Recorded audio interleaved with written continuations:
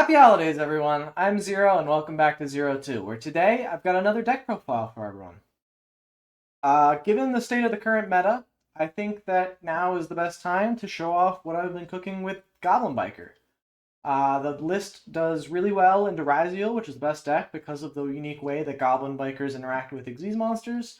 And it can actually put out some pretty powerful end boards unassisted as well, so I think it's a pretty solid rogue option for the upcoming format.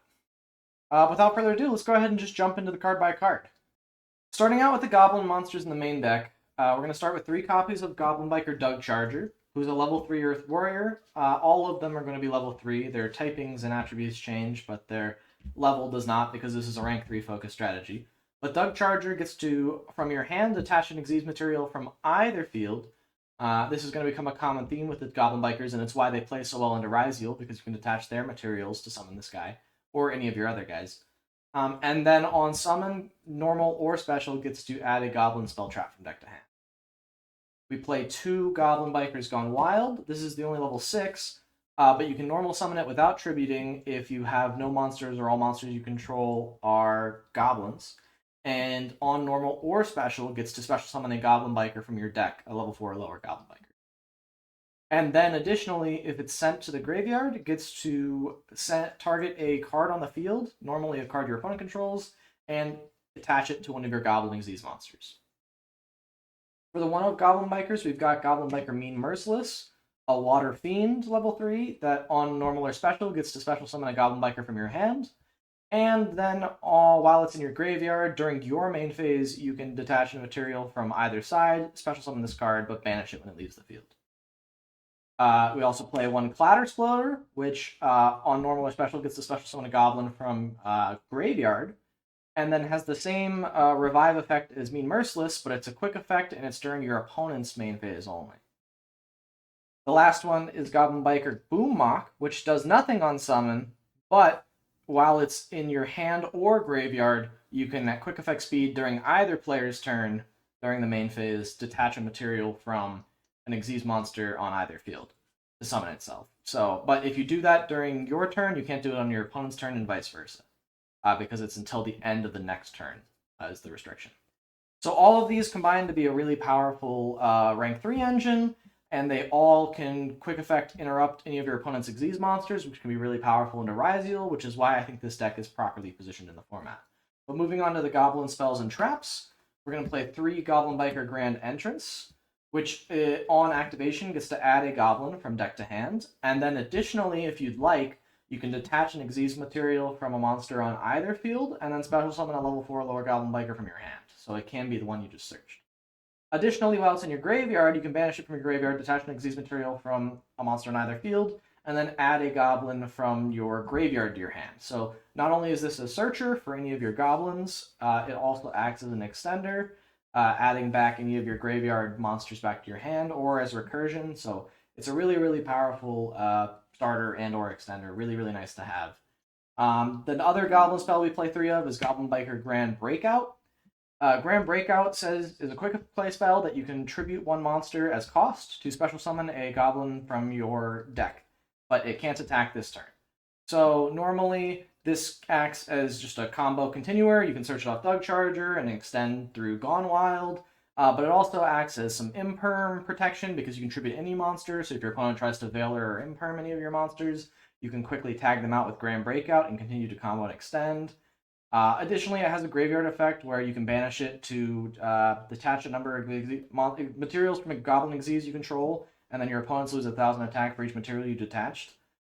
This does come up because it can trigger your Bigabonga in the extra deck, which I'll show off later on your turn.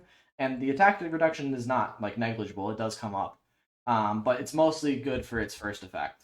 And then the last Goblin card we play is 1 Goblin Biker Grand Crisis. This is a trap that you can sometimes search during your main combo if you've already opened your spells, and it allows you to target a Goblin monster and a monster your opponent controls, or a Goblin monster in your graveyard and a monster in your opponent's graveyard, and then banish both of them. So it's either an on-field removal or it's graveyard removal. It's really, really flexible and can kind of do whatever you want. And it's a continuous spell, or trap, so you can use it as many times as you want over the course of multiple turns. It's a hard once per turn, but it does come up. And then additionally, it has some wacky soul charge for 5 if you have exactly 5 banished goblins. That almost never comes up, but can be relevant in a wacky grind game where you've been Bastilled a number of times. Or DD Crowd or what have you. But in any case, those are all the Goblin Biker cards. It's the main engine of the deck. It's the heart and soul. It's part of all your main combos. And it's why you play so well into Ryzeal. But you also want to be playing a bunch of other really strong level 3 extenders for starters in order to make sure that you're getting to your rank 3 XZs. So we're on 3 copies of Tour Guide. This just on summon gets a special summon a level 3 Fiend from your hand or deck. So it's on summon, gets to make a rank 3 on its own. Really, really powerful card. And it acts. It can also grab your Mean Merciless if you need it to as well, and put that into rotation in your graveyard for setup. So super, super helpful. We're also on 3 copies of Speedroid Terror Top, which while you control no monsters, you can special summon for free from hand. And then when it's special summoned, or normal or special, you get to add a Speedroid monster from deck to hand. You'll be adding Takatumborg. And then Takatumborg says if you control a wind, you can special summon this card from your hand. So this is a free rank 3 engine that you can play that gets you 2 level 3s on board without the normal. So super, super impactful. The next rank 3 engine we play is the Punk engine. So we're on 3 copies of Foxy Tune, which has a ton of text on it, but the only text that's relevant is you can discard this card and another card from your hand to special summon a Punk monster from your deck, except a level 8. The Punk monster you're almost always summoning is No Punk Zeaman, which allows you to on-field pay 600 life points and add a Punk monster from your deck to your hand. You don't add the Punk Zeaman if you've summoned it off of Emergency Teleport, but your Zeaman can get you to your Foxy Tune as well, which allows you to extend into your 3rd level 3 Madam Spider. You play the Madam Spider because we're also on the one of Punk Trap, which is essentially just an imperm. It's Jory Punk Dangerous Gabu, and you can target an effect monster your opponent controls negates effect until the end of this turn. So just a generic imperm that's searchable off of the Madam Spider, but it also can be a non-normal summon rank 3 engine, as I'll show you in a combo later with Emergency Teleport, that sets up all your rank 3 plays. So super, super powerful engine here. And then to round out the Emergency Teleport package, we're playing 1 copy of Psychic Wielder and 1 copy of Psychic Tracker. These just say if you control level 3 other than themselves, they can special summon themselves from hand. They're also psychics, so you can summon them off Emergency Teleport if you need be. Super just strong level 3 extenders. Onto the hand traps, we're playing 3 copies of Ash Blossom. Feels like almost a requirement this format with how many the Mulch armies are floating around. It's also just really impactful into the top decks in order to stop their search effects and whatnot.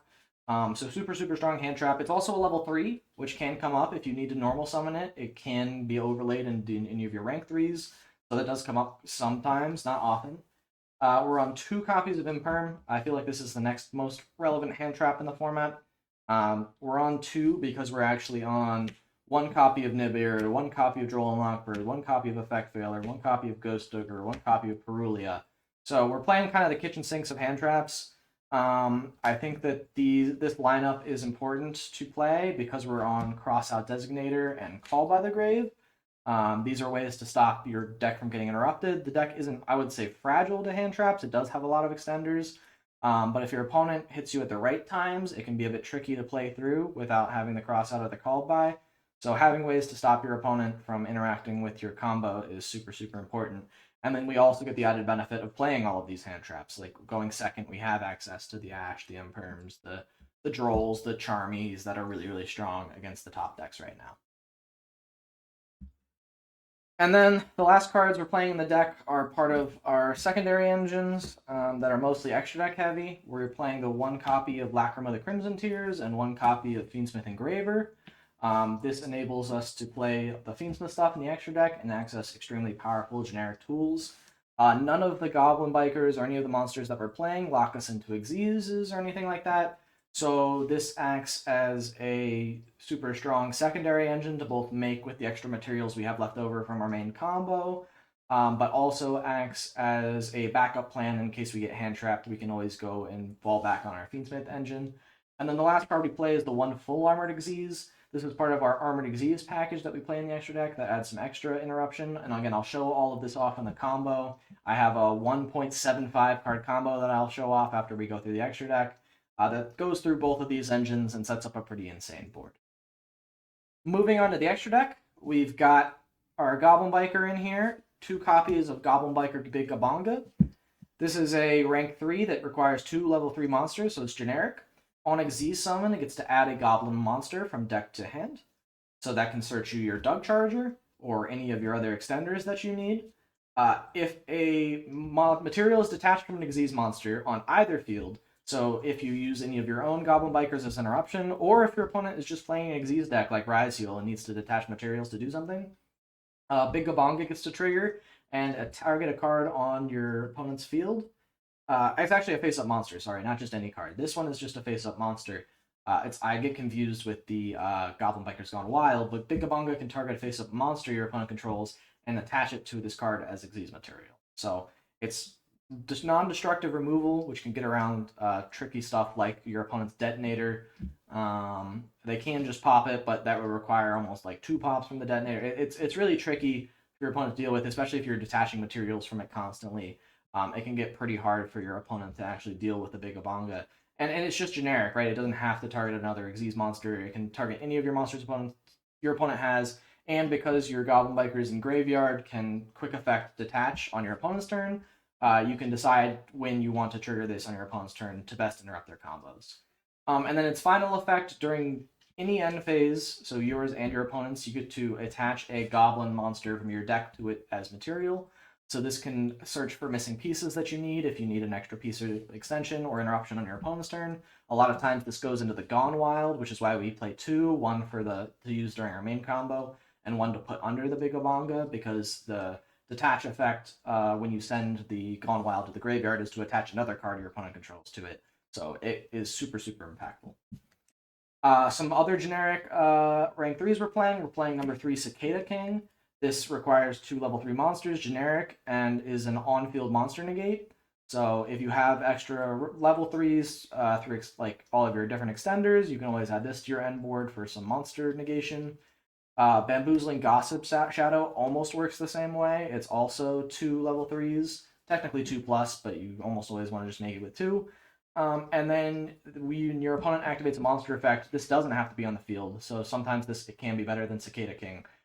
You can detach a material and make it so that both players draw 1 card. So it would, instead of negating the opponent's effect, replace it with a different effect, which is pretty unique in Yu-Gi-Oh! It gets around a number of wacky restrictions and can be both insulation and end board interruption for your opponent. And then the last rank 3 we play is the Xyz Armor Torpedo. Again, requires 2 level 3s, and you can detach 2 materials to draw 1 card. You typically then rank this up once you've done that into your Xyz Armor Fortress, which can be summoned over top of any rank 3 or 4 Xyz monster, and can detach a material to add a full armored card from your deck to your hand. Or I think it's just an armored Xyz card, but it searches your trap, essentially. So that's the way you get to this consistently. This card, I don't know if I mentioned it during the early part of the deck profile, but it's more relevant to discuss here. Allows you to, during your opponent's turn, quick effect Xyz summon a monster. It's activatable if you control any Xyz, so you're typically always ending on at least 1 Xyz, typically the Big Gabonga, so it's always live. And then, while it's in your graveyard, you can banish it to equip an Xyz to another Xyz monster you control. Now, why that's relevant is we play the full armored Dark Knight Lancer, which you can overlay on top of your fortress after you're done searching for the full armored Xyz. And then this card, as part of your end board, allows you to, when a monster is equipped to a card you control, so you can do that manually with the full armored Xyz once you've used it, you get to attach a monster your opponent controls to it as material, and that's non-targeting. So that's non-targeting, non-destructive removal to get around some of your opponent's pesky play. Onto the Fiendsmith package, we're playing the one Moon of the Closed Heaven. It's the generic Link to Light Fiend that allows you to go into Fiendsmith's Requiem. And then we play the Sequence and the Desiree. So the Requiem tributes itself as a quick effect, especially some of Fiendsmith from deck. You can always go into your Lacrima, send the Engraver, make the Sequence. Sequence lets you shuffle back to fuse the Desiree, so it's a super compact extra deck package that gets you to 2 negates off of the Desiree, or it negates 2 cards. It's 1 activation, but it's target 2 cards because you'll be equipped with a Sequence and negate them, which is really powerful interruption. Additionally, we're playing the Necro Quick Princess and the DD Wave King High Caesar. If instead you feel like that line is more impactful, this plays around a Biru if you want to set this up, or at least forces your opponents in Biru out if you can commit to the Fiendsmith stuff early and you have extra extenders. It also is just a nice piece of the end board, being to negate any spell or trap or monster effect that special summons a monster. It's basically 2 Solemn Warnings, which is pretty crazy. And then the last 2 cards we're playing in the extra deck are 1 copy of Zeus, because we're on so many Xyz monsters. I don't think we need any explanation on why we're playing Zeus. And similarly, SP. We play SP because SP is so strong. Ends up being a hyper generic piece of our end board, or our extra deck that we can make at any point. So these are 2 generic, really good cards that we can make at any point. But yeah, so that was the deck. I'm going to go ahead and shuffle everything up and get ready for the combo portion of the deck profile. Alright, so welcome back to the combo portion of our video, and this is our 1.75 card combo. I know this hand looks a bit weird, but it's really just emergency teleport, or this can be any way to get to level 3s, and then if it's 2 level 3s on board without the normal, you don't even need the extra card. This is just nice for the E-Telly line. And then any monster you can normal summon, which this deck has tons. You're playing tons of level 3 extenders, tons of monsters that can just be normal summoned from the hand. So we're using 2 hand traps here just to prove that they don't need to be extenders, they don't need to be level 3s, they can be pretty much anything. But we'll go ahead and start the combo without further ado with our emergency teleport. We're just going to go ahead and special summon from our deck a copy of Zeaman.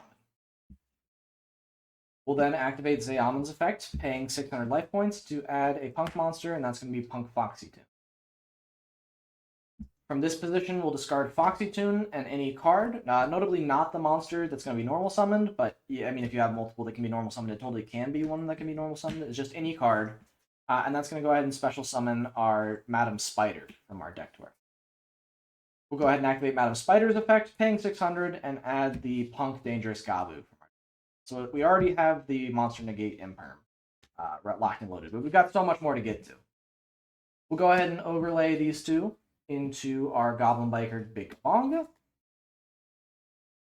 And on summoning Big Gabonga is going to go ahead and add a Goblin from our deck to our hand. That's going to add us our Doug Charger.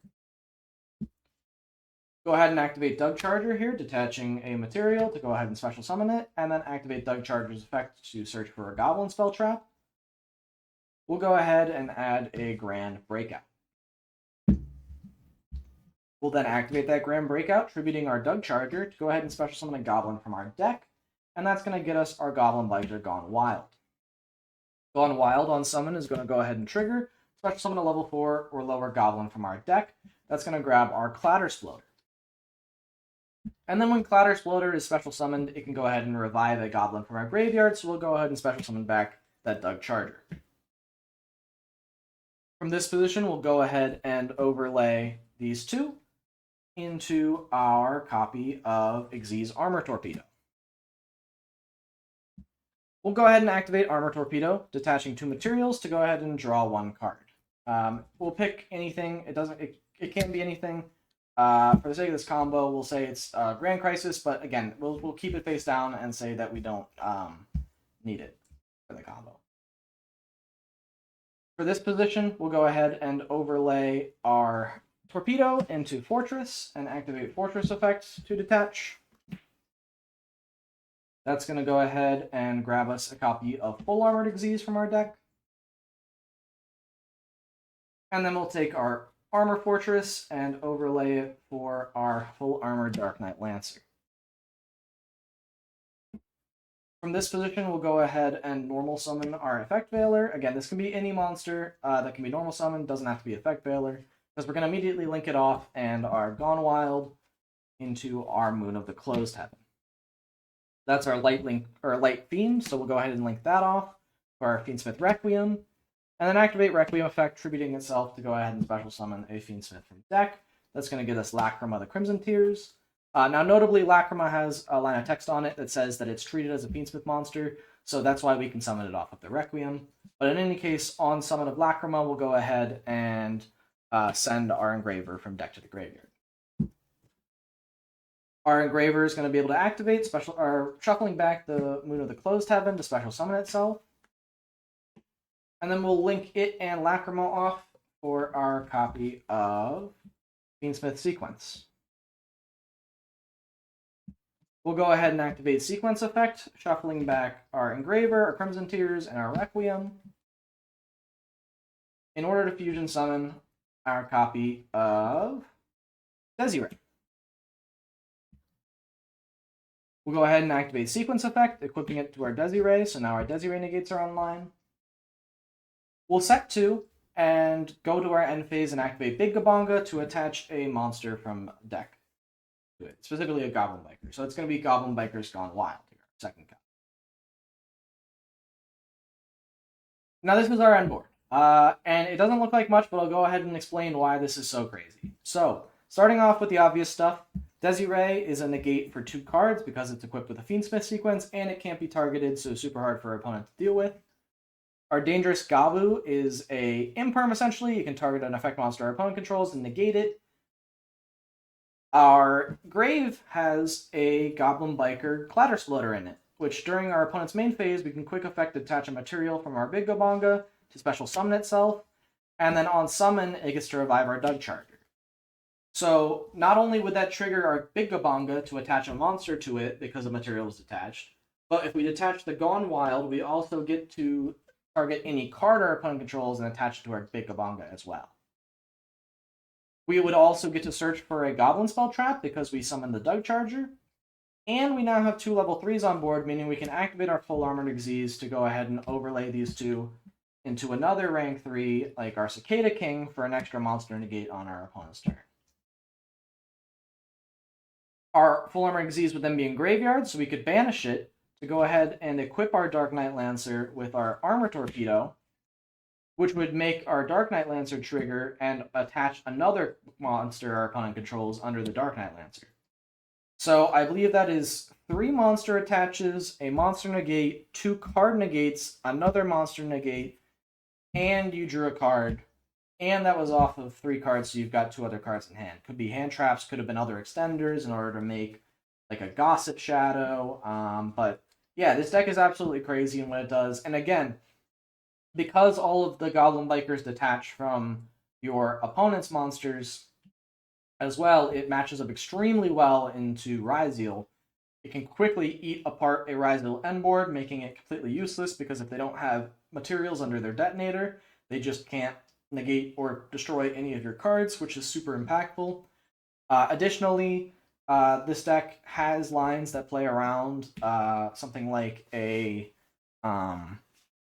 Dimensional Barrier, because again, this is an Xyz deck, and like Ryzeal, it folds pretty hard to Dimensional Barrier, but because we have the Fiendsmith access stuff, any 2 monsters that we would have made into our Big Gabonga or any of our main combos can instead be overlaid, or not overlaid, but linked off into our Closed Heaven, into our Fiendsmith package, so we can still at least set up the Desiree in our end board, even through a Dimensional Barrier, which is super, super crazy.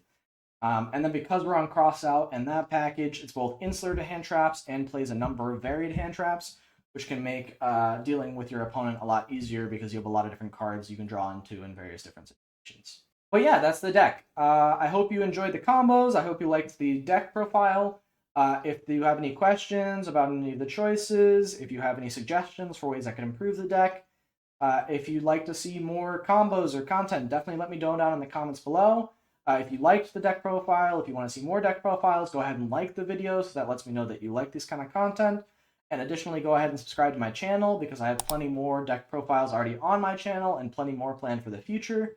I'm always looking for ideas and ways to improve as well, so if you think this video was bad or you dislike this deck profile or had ways I could improve, let me know in the comments as well. I really appreciate it. And I try to read every comment. But without further ado, thanks so much for watching, and I'll see you in the next one. Bye!